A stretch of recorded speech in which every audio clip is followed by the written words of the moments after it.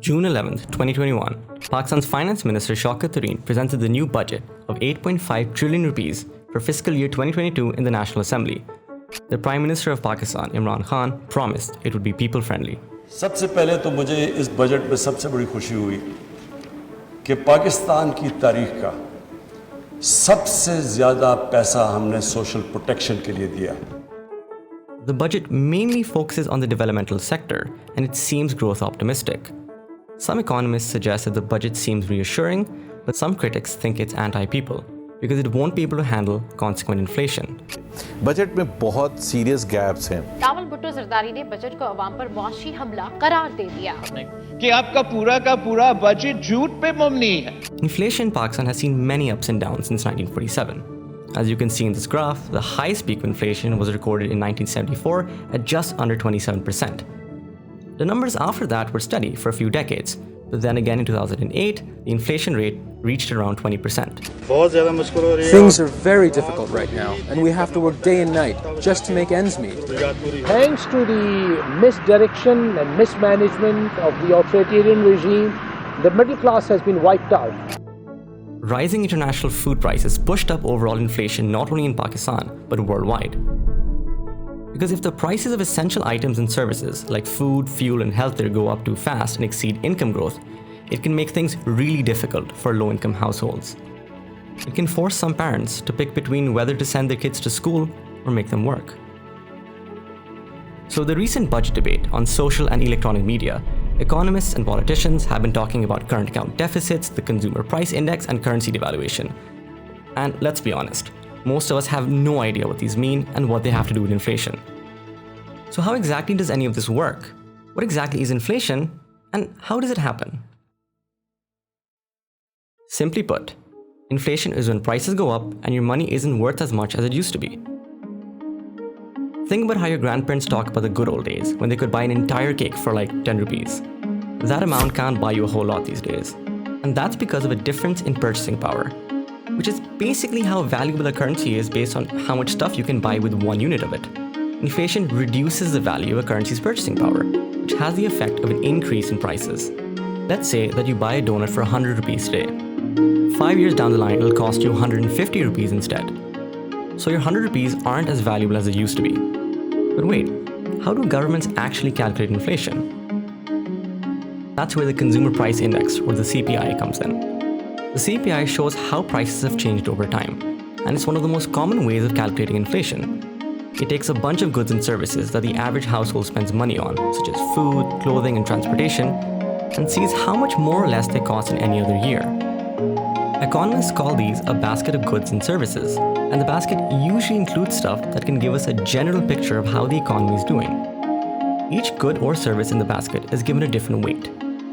This is based on how much the average consumer spends on those goods or services. So food and rent are going to have more weight because people spend more money on these than clothes. But why does inflation happen?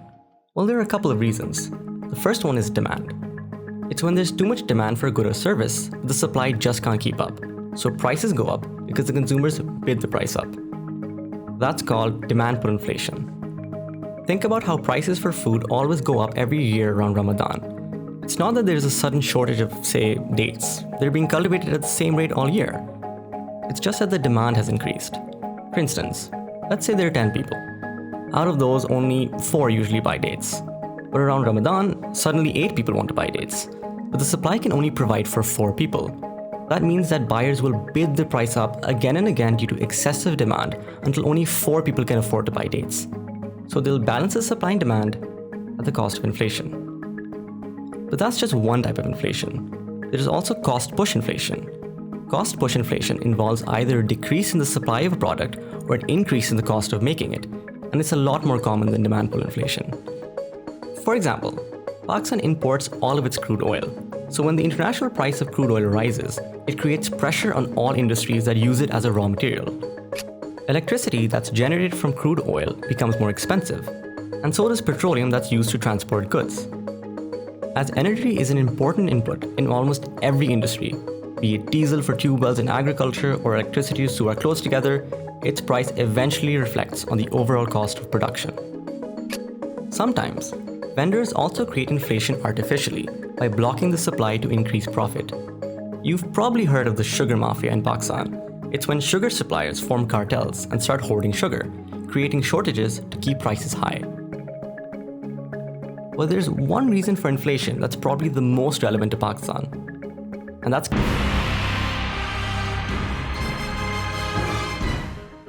you just can't talk about inflation in Pakistan without thinking about the delicate relationship between currency devaluation and the exchange rate.